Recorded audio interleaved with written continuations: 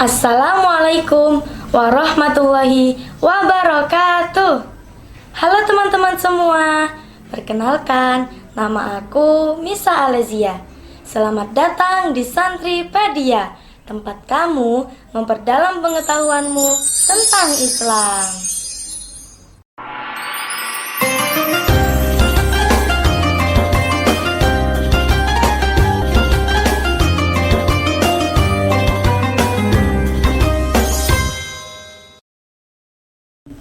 Sobat ngaji, kalender Hijriyah sebentar lagi akan memasuki bulan yang sangat dirindukan oleh umat Islam, yaitu bulan suci Ramadan.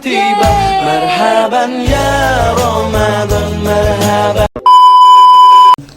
Kalian pasti tahu kan mengenai bulan suci Ramadan, keutamaan dan apa aja yang ada di dalam bulan Ramadan. Di bulan ini, pahala akan dilipat gandakan, dosa-dosa akan dihapuskan, dan doa-doa akan dikabulkan. Maka dari itu, memperbanyak amal dan ibadah sangatlah baik di bulan yang penuh berkah ini. Dan di bulan ini, umat Islam di seluruh dunia akan melakukan ibadah puasa selama 1 bulan penuh sebagai wujud kepatuhan dan ketakwaan terhadap perintah Allah dan Rasul-Nya. Allah Subhanahu wa Ta'ala berfirman di dalam surah Al-Baqarah, surah yang kedua ayat ke-183, yang artinya, wahai orang-orang yang beriman, diwajibkan atas kamu berpuasa sebagaimana telah diwajibkan atas orang-orang sebelum kamu, agar kamu bertakwa. Sobat ngaji, ada yang menarik loh. Di dalam menentukan awal dan akhir bulan Ramadan di Indonesia, setiap ormas di Indonesia berbeda-beda dalam menentukan awal dan akhir bulan Ramadan. Kenapa bisa berbeda? Ya, karena di Indonesia memiliki 2 metode dalam menentukan awal dan akhir bulan Ramadan.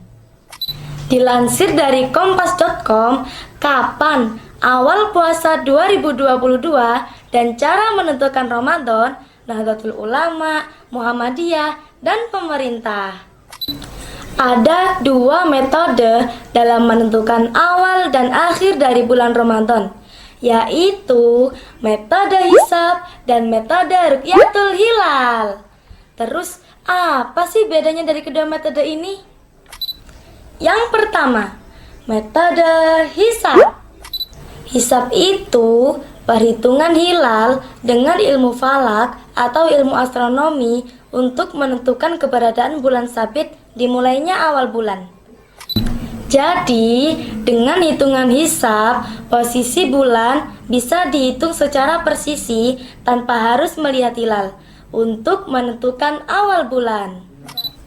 Dan metode hisab ini yang dipakai oleh pimpinan pusat Muhammadiyah yang menetapkan awal puasa Ramadan 1443 Hijriah yang jatuh pada hari Sabtu 2 April 2022. Yang kedua, metode rukyatul hilal. Rukyatul hilal itu melihat hilal atau bulan sabit muda secara langsung, baik dengan alat bantu atau dengan mata telanjang. Nah, dilakukannya itu sesaat setelah matahari terbenam. Terus, kalau hilalnya nggak kelihatan, maka dibulatkan deh menjadi 30 hari di bulan itu, atau yang disebut dengan istiqmal. Dan metode rukyatul hilal ini yang dipakai oleh lembaga falakiyah, pengurus besar Nahdlatul Ulama, dan Kementerian Agama. Teman-teman semua, walaupun metodenya berbeda, kita nggak usah bingung. Kita ambil titik persamaannya aja. Yang penting awal dan berakhirnya bulan Ramadan tetap tanggal 1, ya nggak sih? Selanjutnya sobat ngaji, kenapa sih Allah Subhanahu wa Ta'ala memerintahkan kita untuk berpuasa? Lalu apa hikmahnya kita berpuasa?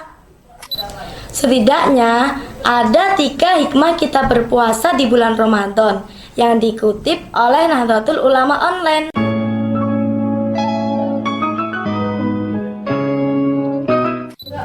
Yang pertama, hikmah jasmania. Dengan berpuasa, tubuh kita akan menjadi sehat. Bagi kalian yang mempunyai gula darah, kolesterol, dan asam urat, insya Allah semuanya akan menjadi normal. Yang kedua, hikmah ijtimaiyah.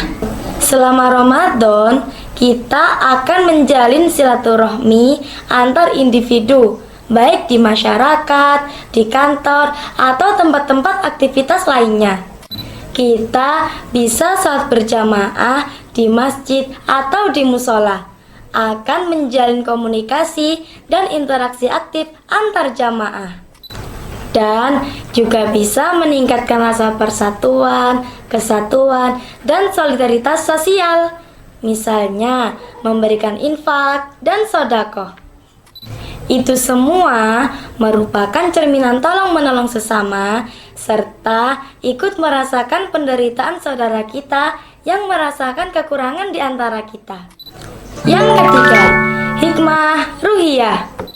Hikmah ruhiyah ini akan melatih kita keikhlasan, kesabaran, dan rasa syukur kita selama menjalani ibadah puasa.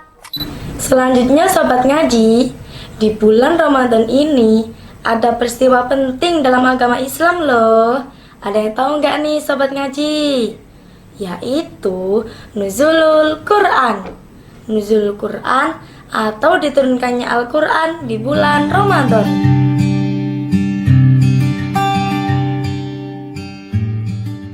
Peristiwa penting Nuzulul Quran ini terjadi saat Nabi mencapai usia 40 tahun. Tepatnya pada tanggal 17 Ramadan, 13 tahun sebelum Hijriah, ketika Nabi menerima wahyu yang pertama. Atau bertepatan dengan awal Februari tahun 610 Masehi. Dan surat yang pertama kali turun adalah surat Al-Alaq ayat 1-5. Malam Lailatul Qadar.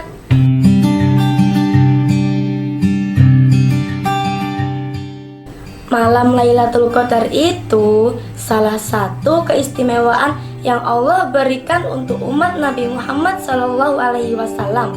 Dibanding umat-umat yang lainnya adalah malam Lailatul Qadar, malam yang lebih utama daripada 1000 bulan. Wow, subhanallah, umur kita aja belum tentu selama itu ya kan Sobat Ngaji? Mengenai Lailatul Qadar ini, Allah menjelaskan dalam Al-Quran, yang artinya sesungguhnya kami telah menurunkannya Al-Quran pada malam kemuliaan. Dan tahukah kamu apakah malam kemuliaan itu? Malam kemuliaan itu lebih baik daripada 1000 bulan. Pada malam itu turun malaikat-malaikat dan malaikat Jibril dengan izin Tuhannya untuk mengatur segala urusan. Dan pada malam itu penuh kesejahteraan sampai terbit fajar. Quran Surah Al-Qadar ayat 1-5. Lalu, kapan tepatnya waktu Lailatul Qadar itu terjadi? Waktu tepatnya tidak ada yang tahu pasti. Tetapi Rasulullah SAW meninggalkan petunjuk bagi orang-orang yang bersungguh-sungguh ingin mendapatkannya. Beliau bersabda, carilah malam Lailatul Qadar di malam ganjil dari 10 terakhir bulan Ramadan.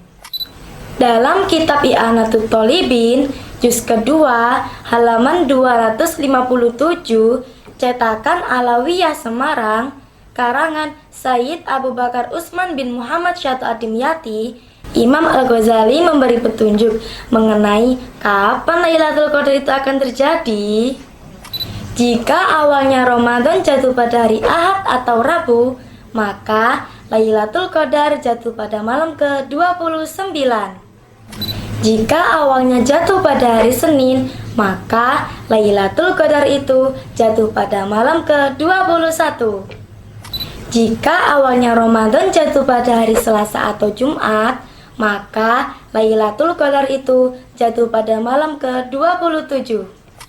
Jika awalnya jatuh pada hari Kamis, maka Lailatul Qadar itu jatuh pada malam ke-25.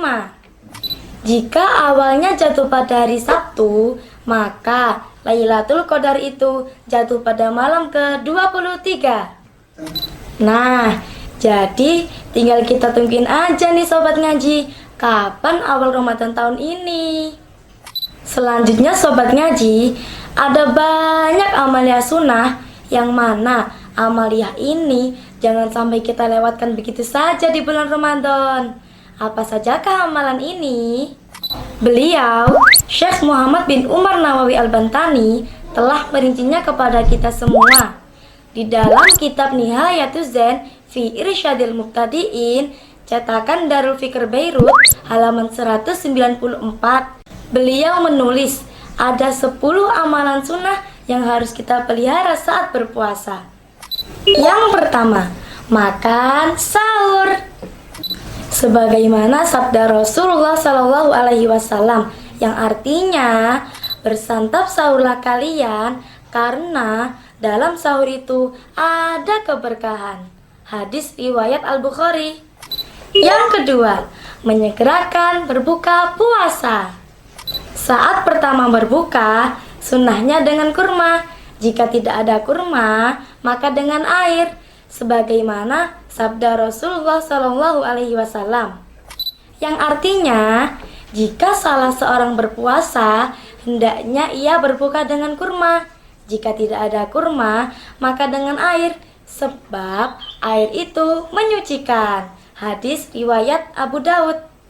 Yang ketiga, membaca doa yang matsur sebelum atau setelah berbuka. Antara lain dengan doa berikut. Bismillahirrahmanirrahim. Allahumma laka sumtu wa bika amantu wa ala rizkika aftortu birahmatika ya arhamar rahimin. Amin.